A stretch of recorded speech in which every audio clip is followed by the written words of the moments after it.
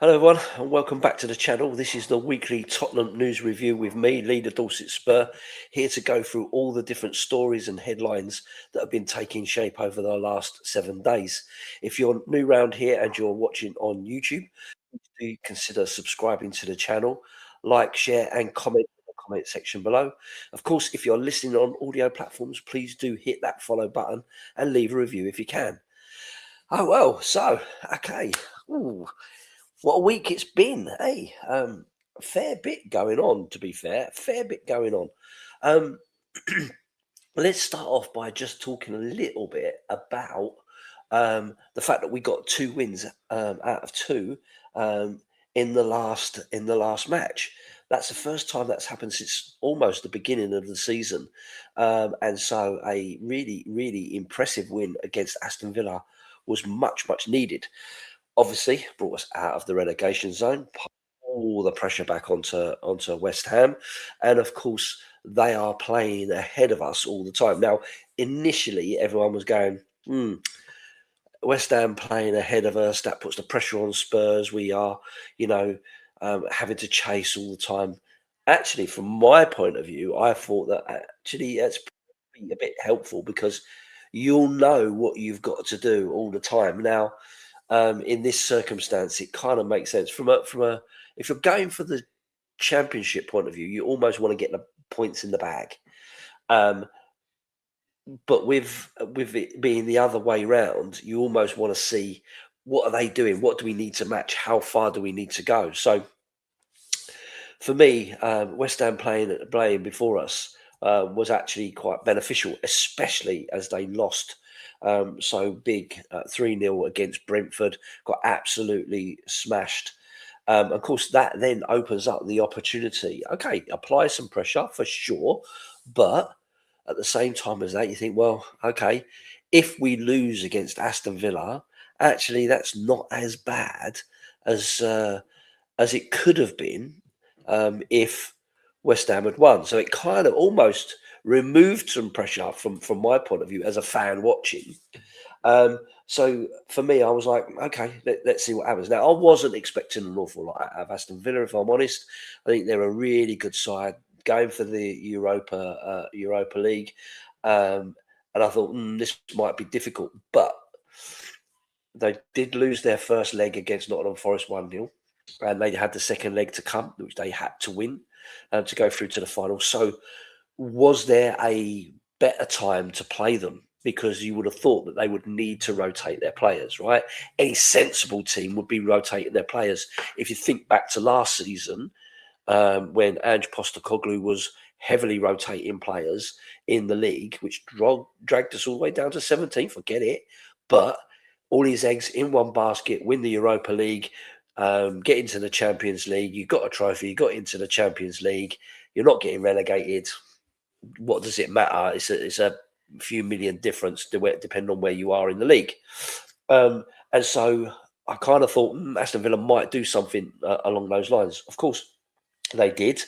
They rotated about 6 or so players out of their regular first team squad, and of course, it was a really good game from a Tottenham perspective. I thought Tottenham played really well. I think we took them by surprise. The fact that we were as aggressive and as powerful as we were, the running was non-stop. The challenging was strong.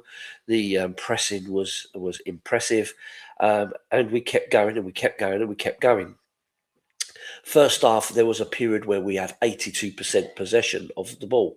Now, we'll come on to what others have said about this, but obviously, from my point of view, I'm looking, I'm thinking, Villa don't look, like they can really go for it. They can't handle it, and maybe their mind was in other places, but you still have to beat who's put in front of you. And I thought that we did that really well. Second half, different game. And Villa did press back. They did try harder. They did get more involved in the game. But of course, Tottenham defended, you know, soundly and worked really, really hard at that. And it's disappointing that we ended up with that goal against us right at the end. Good, well taken goal, but it was in the 96 odd minute of a 95-minute game, which kind of tells you its own story as well.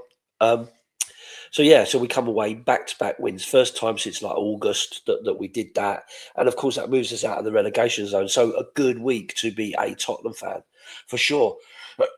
Now, since then, there has been a lot of talk, certainly from rival fans, which you kind of expect. Rival fans, they will all become a little bit lemon, and they'll all kind of want to stick their oar in and say that it was, a fix and all that kind of stuff.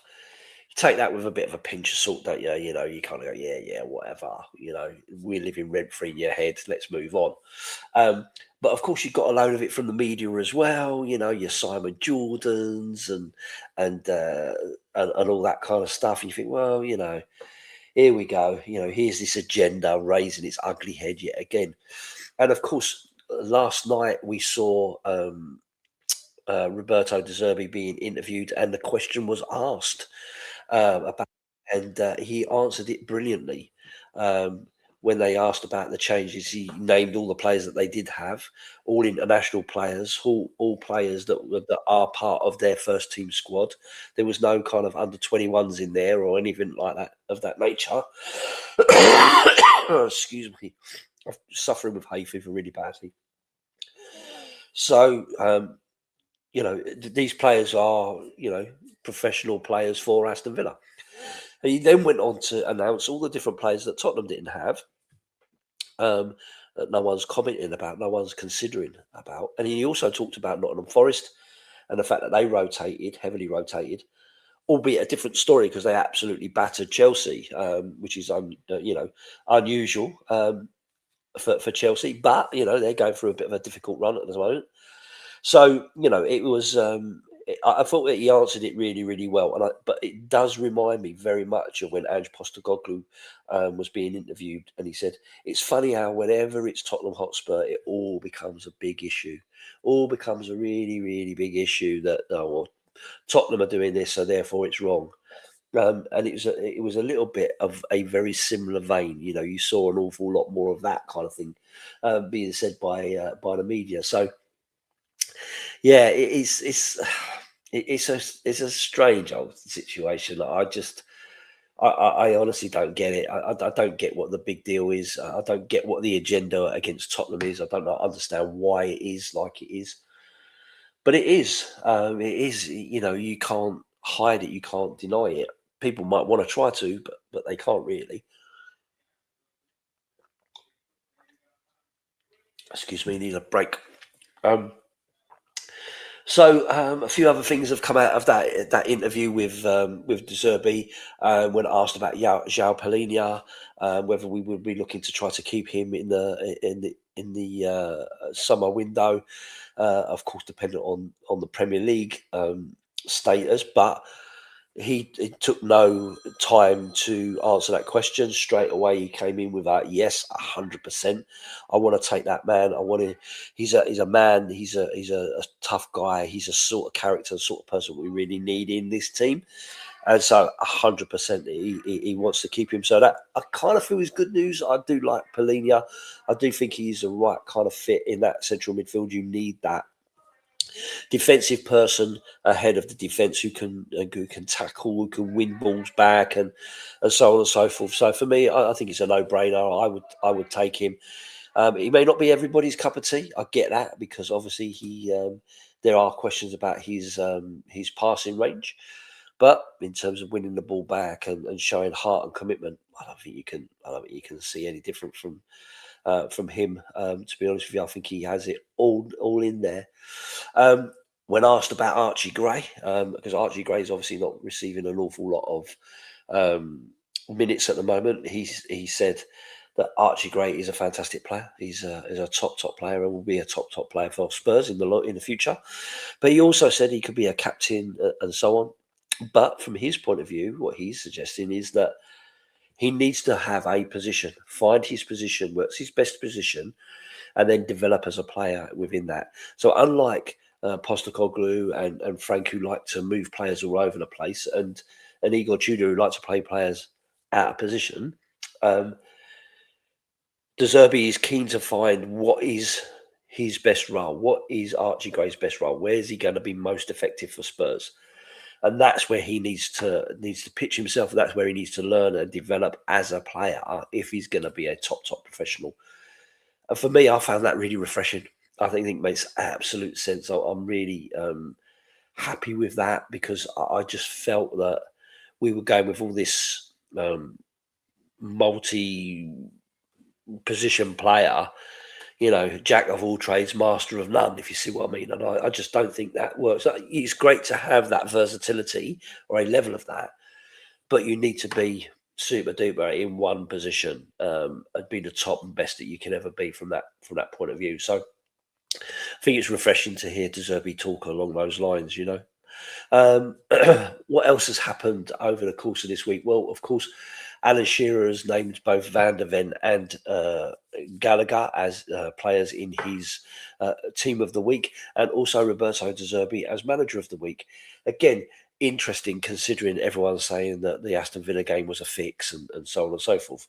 Alan Shearer, a legend of the game, obviously talking about it and going, well, actually, I thought they played really, really well and deserved their position in there. So, I thought, thanks very much, Alan. You've kind of proved our point, really. Kolo Muani, seen a lot of good stuff from him. When he left the pitch against Villa, I got a rousing reception from the fans, which was, really good to see. I'm still not convinced personally, but he did have a really good game. He did show what he could bring to that right-hand side. When we changed it to Spence, he did see a bit of a drop-off, in my view. So I was pleased for him to kind of get a little bit of recognition from that point of view. I thought it was a good thing, and I was really, really pleased to see it. What else? In terms of transfer news, of course, we've seen the ongoing story with Vicario Inter Milan. That's kind of going on and on and on.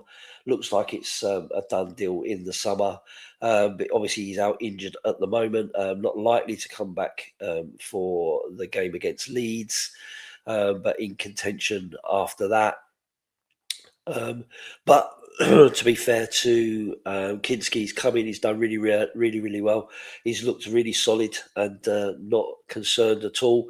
His distribution's been good. He's made a couple of really good saves. In fact, he was in the save of the week in the previous week against Wolves. So it's great for the guy who's had such a difficult time coming in like that to find a little bit of confidence, and get recognised in that kind of way. So I'm not sure that Vicario really needs to come back in as yet, but especially if there's any truth in these rumours about him moving out at the end of the year. The other one there's an awful lot of talk about has been Van der Ven. He's been linked with Liverpool and with Manchester United. Apparently, he is a Liverpool fan. He got links to Liverpool and so on, and he may well be interested in a move there. Other reports have suggested, actually, if Tottenham stay up, he's keen to stay.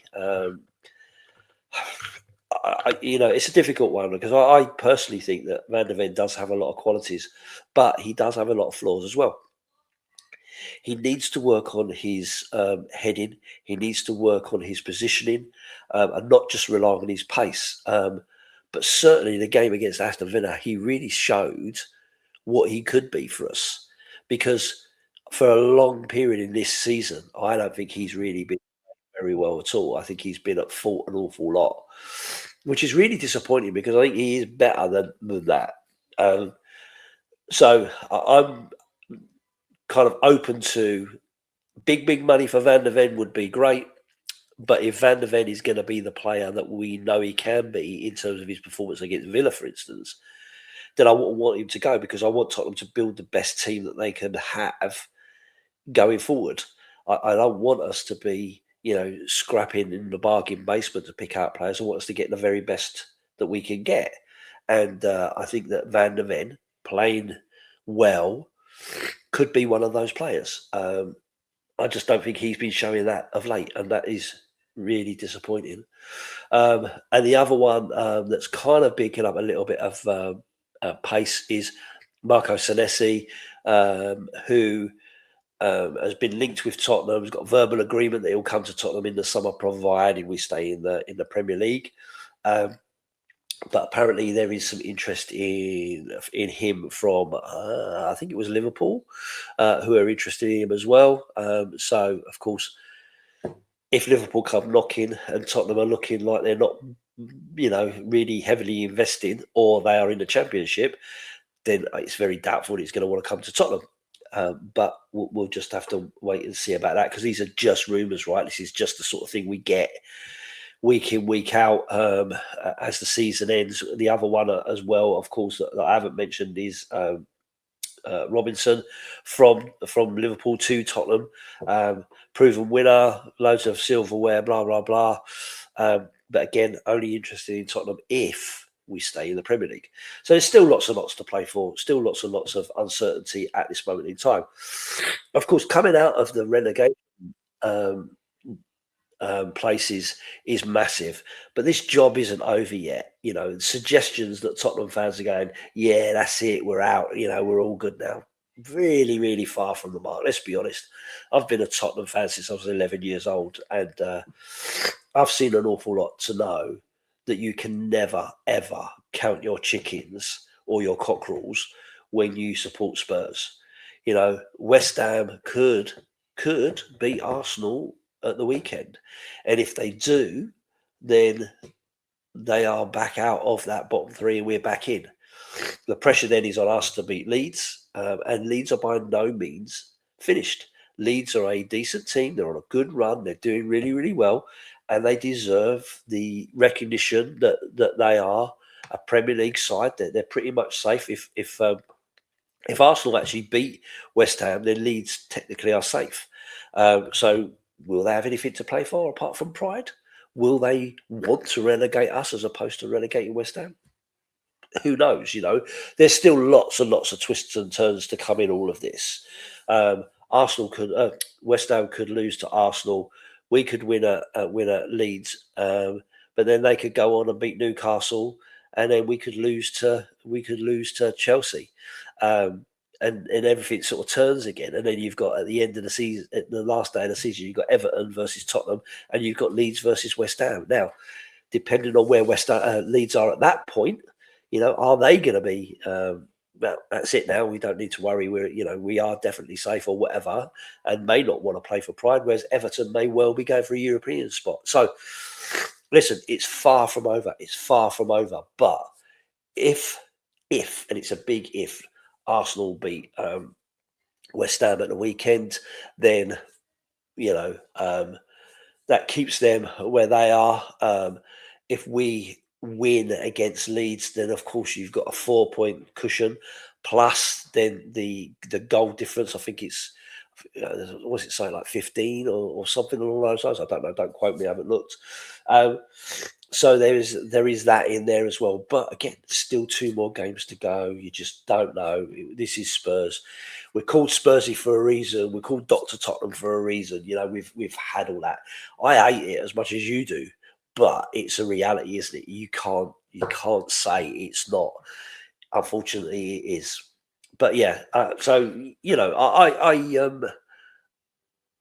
I'll wait and see. I'll wait and see what happens. I'll see where we end up and go from there. Of course, just kind of finishing off in terms of injuries and stuff. Of course, we've seen injuries to Xavi Simons. We've seen injuries to Dominic Solanke. Simons is out. He's going to be out. The rest of the season is going to miss the World Cup. He's had his surgery. We've seen lots of videos of him training. upper body stuff and all the rest of it. Solanke apparently grade 2 hamstring, but could be back by Chelsea. We'll see. Again, Solanke got an awful lot to prove in terms of his long-term position at Spurs. It's not really happened. He's had so many injuries. He's never really hit the ground running.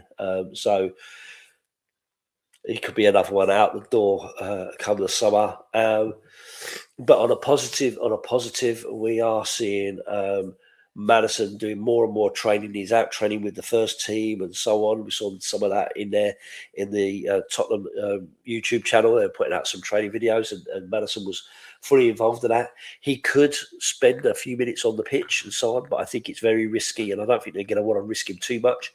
I think they'd be interested in seeing if we're winning the game, we're doing well, and it's comfortable. Then maybe they'll bring him in for a little bit just to kind of get some minutes under his belt. But there's no rush now, is there? We're coming up towards the end of the season, so unless we really need someone who could come on and unlock a stubborn defence, then I think he stays on the sidelines and just continues to work hard to get back into the team for the new season.